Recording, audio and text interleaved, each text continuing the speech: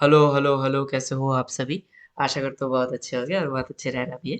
आज हम यूनिट 9 जो है उसको ख़त्म करने वाले हैं। यूनिट 9 ये जो प्रोजेक्ट फिजिबिलिटी स्टडी से इसको वन शॉट में 10 मिनट में ख़त्म करने वाले हैं। तो चलो मैं बहुत आसानी से आपको बताने वाला हूँ। और आज गला थोड़ा सा बैठा हुआ है, थोड़ा सा सर्दी लग गया है, तो आपको कॉम्प्रोमाइज़ करना पड़ेगा। तो ठीक है, पहला बात है फिजिबिलिटी का मतलब क्या है। फिजिबिलिटी का मतलब है, आसान भाषा में अगर बोले तो वो है वर्थ इट है कि नहीं। मैं किसी प्रोजेक्ट को शुरू करने वाला हूँ, क्या उसको शुरू करना वर्थ इट है या नहीं, उसे हम कहेंगे फिजिबिलिटी स्टडी। ओके। अभी एक फॉर्मूला है जिसमें हम कहते हैं कि benefit greater than is equal to cost plus risk. इसका मतलब क्या है बेटा, मान लो आप एक स्टार्टअप स्टार्ट करने वाले हो, तो उसमें आपका कॉस्ट, कोई तो आप पैसा लगाओगे तो पैसा देना इंपॉर्टेंट है, और कोई तो स्टार्टअप का रिस्क होगा कि स्टार्टअप बंद हो सकता है या कुछ हो सकता है, तो वो स्टार्टअप का रिस्क है। अगर इस सब का जो भी है प्लस करके जो बेनिफिट्स आता है वो इन दोनों का जो भी मान लो एडिशन है उससे ज्यादा है, तो वो आपके लिए होगा फिजिबल। फिजिबल मतलब वर्थ इट होगा। मान लो एक एक स्टार्टअप में आपने 1 लाख रुपए लगाया और उसमें थोड़ा सा रिस्क भी है।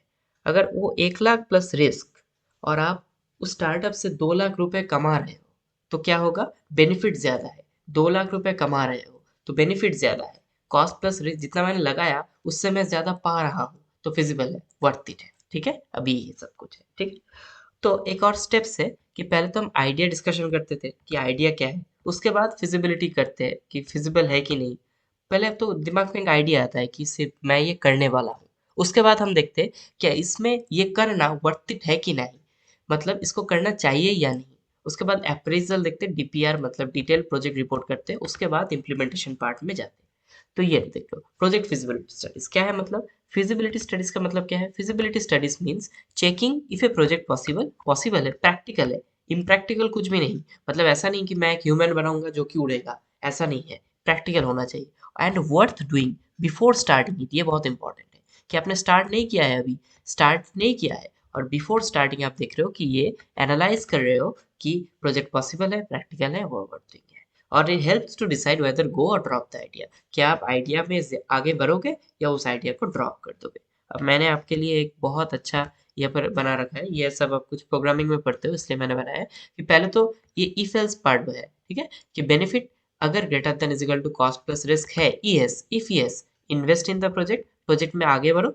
अगर नहीं है तो डोंट डू इट। ओके, ठीक है बेटा, चलो अभी देखते हैं। अब ये सब मैंने आपको लिखा है, तो ये सब आपको पढ़ लेना है। ठीक है, अब टाइप्स ऑफ फिजिबिलिटी स्टडीज क्या आता है, एक आता है प्री फिजिबिलिटी स्टडीज, मतलब उसमें प्रिलिमिनरी हम देखते हैं कि अच्छा इसमें करना फिजिबल है कि नहीं, अगर हमें करना चाहिए या नहीं। अभी डिटेल फिजिबिलिटी स्टडीज में हम नहीं गए हैं। अगर प्री फिजिबिलिटी स्टडीज एकदम ऊपर ऊपर से हम देख रहे हैं कि प्री फिजिबिलिटी स्टडीज में हम देख चुके हैं कि ठीक है इसमें करना वर्थ इट है, तो हम फिर से कहा जाएंगे डिटेल्ड फिजिबिलिटी स्टडीज में जाएंगे। डिटेल फिजिबिलिटी स्टडीज में जाएंगे। प्री फिजिबिलिटी स्टडीज को पहले देखना होता है। अगर प्री फिजिबिलिटी स्टडीज का जो पार्ट है वो अच्छा रहा, तो फिर हम डिटेल फिजिबिलिटी स्टडीज में जाएंगे। ठीक है, वो क्या होता है, बेस्ड ऑन सेकेंडरी डेटा होता है, मतलब किसी दूसरों का ओपिनियन लेकर हम देखते हैं कि ठीक है कि नहीं है। ठीक है, लो कॉस्ट होता है, शॉर्ट ड्यूरेशन का होता है, ज्यादा ड्यूरेशन हम नहीं रखते, ऊपर ऊपर से करते हैं सिर्फ। ठीक है, ठीक है। और ये हेल्प्स इन गो और नॉट टू गो डिसीजन, मतलब हम डिटेल्ड फिजिबिलिटी स्टडीज में जाएंगे या नहीं जाएंगे, वो हिसाब किताब करने के लिए हमें चाहिए होता है। ठीक है, कंटेंट्स क्या होता है आप ये सब कर सकते हो। रिटर्न क्या होगा प्रोजेक्ट का, कॉस्ट क्या होगा, ये सब हम देखते हैं ऊपर ऊपर से कि ठीक है क्या रिटर्न आ सकता है, क्या कुछ आ सकता है, ये है। ठीक है, उसके बाद आता है ये जो पार्ट है, ये है प्रोजेक्ट फिजिबिलिटी स्टडी का प्रोसेस। ये आपको थोड़ा सा पढ़ लेना है कि पहले तो प्रिलिमिनरी स्टडीज होता है, उसके बाद मार्केट स्टडी होता है, उसके बाद टेक्निकल स्टडी होता है, उसके बाद फाइनेंशियल, लीगल, ऑर्गेनाइजेशनल, सोशल, और उसके बाद हम रिपोर्ट करते हैं। ठीक है, ये आपको एकदम मतलब वॉमिट करके आना है। ठीक है, उसके बाद डिटेल फिजिबिलिटी स्टडीज में हम क्या करते हैं कि टेक्निकल, फाइनेंशियल, सोशल सभी इन डेप्थ स्टडी करते हैं कि पॉसिबल है कि नहीं। पहले तो हमने क्या किया था, preliminary feasibility test, pre feasibility test, उसके बाद हम अगर वो वाला पार्ट ठीक रहा तो हम डिटेल फिजिबिलिटी टेस्ट में आएंगे और इन डेप्थ एनालिसिस करेंगे। इसमें हम सेकेंडरी डेटा नहीं, प्राइमरी डेटा खुद से डेटा बनाएंगे। प्राइमरी डेटा खुद से डेटा कलेक्ट करेंगे और इन्वॉल्व्स एक्सपर्ट एंड कंसल्टेंट्स। इसमें एक्सपर्ट्स और कंसल्टेंट हमें लगेगा। इस बेसिस में ही हम डिटेल प्रोजेक्ट रिपोर्ट यानी कि डीपीआर बनाएंगे। ठीक है, ठीक है।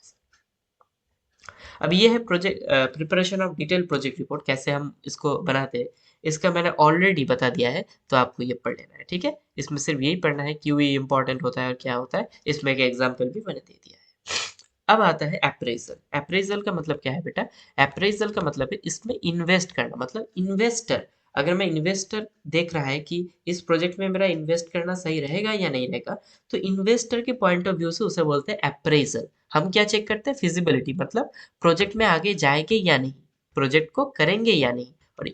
और अप्रेजल का मतलब क्या है, प्रोजेक्ट में इन्वेस्ट करेंगे या नहीं, सिर्फ इन्वेस्ट करेंगे या नहीं, ठीक है। उसमें क्या देखा जाता है, पहले तो आता है टेक्निकल अप्रेजल, कि देखते हैं अच्छा प्रोजेक्ट का जो टेक्निकल, हम टेक्निकल प्रोजेक्ट अगर बना है तो उसका टेक्निकलिटी कितना है, उसका फ्रंट एंड पार्ट अच्छा है, बैक एंड पार्ट अच्छा है, डेटाबेस अच्छा कनेक्शन है, सर्वर में अच्छा रन कर रहा है, ये सब देखते हैं कि राइट टेक्नोलॉजी यूज हुआ है कि नहीं, प्रॉपर लोकेशन और कैपेसिटी है कि नहीं। ऐसा तो नहीं है मतलब किसी वीडियो स्ट्रीमिंग प्लेटफॉर्म में अगर हजारों लोग हमारे प्लेटफॉर्म में आ रहे हैं तो वो क्रैश कर जा रहा है, अगर क्रैश कर जा रहा है तो वो फिजिबल नहीं है, मतलब अप्रेजल उसको नहीं मिलेगा, ठीक है। ठीक है, और इसको देख लो, ये सब कुछ है, ठीक है। और ये पार्ट पार्ट एक आता है इकोनॉमिक अप्रेजल। इकोनॉमिक क्या देखते हैं, मार्केट डिमांड देखते हैं, मतलब इकोनॉमी में देखते हैं, बिजनेस वायबिलिटी, ठीक है, प्रोजेक्ट विल सर्वाइव और ग्रो करेगा कि नहीं, ये सब हम लोग देखते हैं। सेल्स फोरकास्ट करता है, प्राइसिंग, ये सब कुछ देखते हैं, ठीक है। उसके बाद आता है फाइनेंशियल अप्रेजल। फाइनेंशियल अप्रेजल का मतलब है फाइनेंशियल स्ट्रेंथ चेक करना, मतलब उसमें से पैसा रिटर्न आएगा कि नहीं, हमारा एक प्रोजेक्ट हमने बनाया है, डिप्लॉय कर दिया है, अब उसमें से पैसा आएगा कि नहीं, वही कहता है फाइनेंशियल अप्रेजल, ठीक है। ठीक है सर, ओके।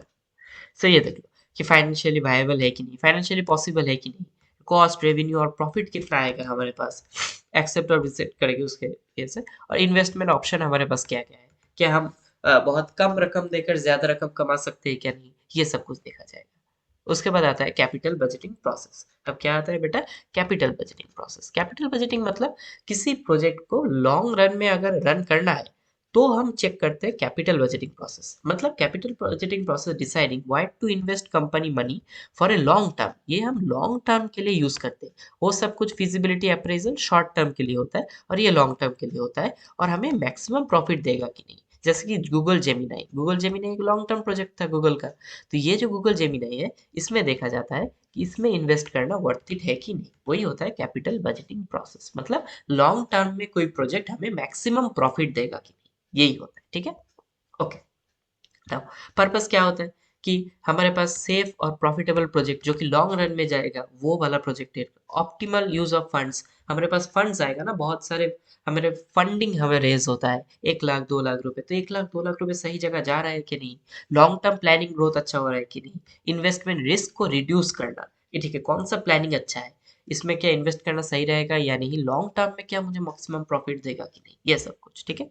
उसके बाद आता है स्टेप डिस्क्रिप्शन और एग्जाम्पल। क्या क्या स्टेप है, पहले तो इन्वेस्टमेंट को देखो, प्रपोजल क्या है, उसके बाद स्क्रीनिंग करो कि एक बार स्कैन कर लो, उसके बाद कैश इनफ्लो और आउटफ्लो को देख लो। अगर कैश इनफ्लो और आउटफ्लो को देखना बहुत इंपॉर्टेंट होता है, बिकॉज कैश अगर ज्यादा आउटफ्लो हो रहा है और इनफ्लो कम हो रहा है, इनफ्लो कम हो रहा है और आउटफ्लो ज्यादा हो रहा है, तो प्रोजेक्ट में क्या आप इन्वेस्ट करोगे, लॉन्ग टर्म में वो प्रोजेक्ट चलेगा क्या, नहीं चलेगा।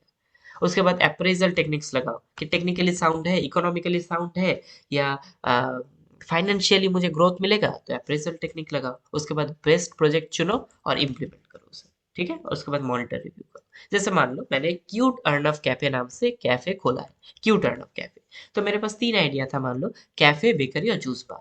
तो मैंने आइडेंटिफाई किया मेरे पास क्या क्या आइडिया था, कैफे, बेकरी और जूस बार। उसके बाद मैंने स्क्रीनिंग किया, ये कैपिटल बजटिंग का प्रोसेस है, स्क्रीनिंग मतलब स्कैनिंग कर रहा, स्कैनिंग किया कि ठीक है मेरे पास ये जो चीज है वो क्या होगा। मैंने देखा कि जूस बार अगर मैं खोलना चाहता हूँ तो वो बहुत कॉस्टली होगा, कि वो सही दाम में मुझे नहीं मिलेगा। उसके बाद एस्टिमेट किया कॉस्ट और इनफ्लो और आउटफ्लो का, कि ठीक है कैफे में ज्यादा अर्न हो रहा है, कैफे में ज्यादा अर्न हो रहा है। उसके बाद अप्रेजल, कैफे का टेक्निकल हमने देखा है कि ठीक है कैफेजल का जो रिटर्न ऑन इन्वेस्टमेंट है वो 20% है, तो अप्रेजल टेक्निक है, ठीक वो। उसके बाद सिलेक्ट द कैफे, मैंने कैफे को सिलेक्ट किया, उसके बाद कैफे को ही मैंने खोला और इम्प्लीमेंट किया। उसके बाद मॉनिटर करना बहुत इंपॉर्टेंट है कि ठीक से सब कुछ चल रहा है या कि नहीं, मॉनिटरिंग एंड कंट्रोल, ठीक है बेटा, ठीक है।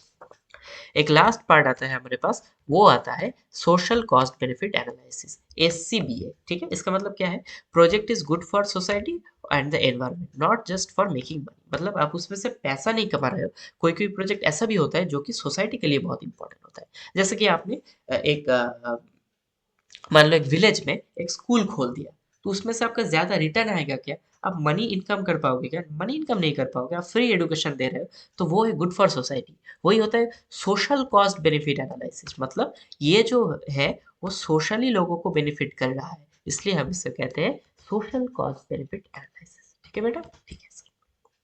सोशली यूजफुल होगा, पर्पस क्या है? सोशली यूजफुल होगा, एनवायरमेंटली अच्छा होगा, ठीक है, कोई मतलब पेड़ पौधा को ऐसा नहीं ना कर पड़े, इकोनॉमिकली ठीक होगा। और क्यों इम्पोर्टेंट होता है कि ये सिर्फ फाइनेंशियल रिटर्न के लिए नहीं होता है, सोशल रिटर्न के लिए भी होता है, सोशल रिटर्न के लिए भी होता है। ठीक है, जैसे कि मतलब कोई सभी बच्चों को शिक्षा प्रदान कर रहे हैं, तो वो सोशल रिटर्न है। अब इसमें से थोड़ा सा मैंने आपको वो वाला पार्ट दे दिया कि PYQs का पार्ट दे दिया। ठीक है, PYQs का पार्ट आपको पढ़ना है और आपको आंसर करना है। अगर वीडियो अच्छा लगा तो लाइक करना, शेयर करना, सब्सक्राइब करना, और अगर कोई भी पार्ट आप डिटेल में चाहते हो तो उसको कमेंट करना। सो पढ़ लेना notes. Thanks for giving us your time. Thank you.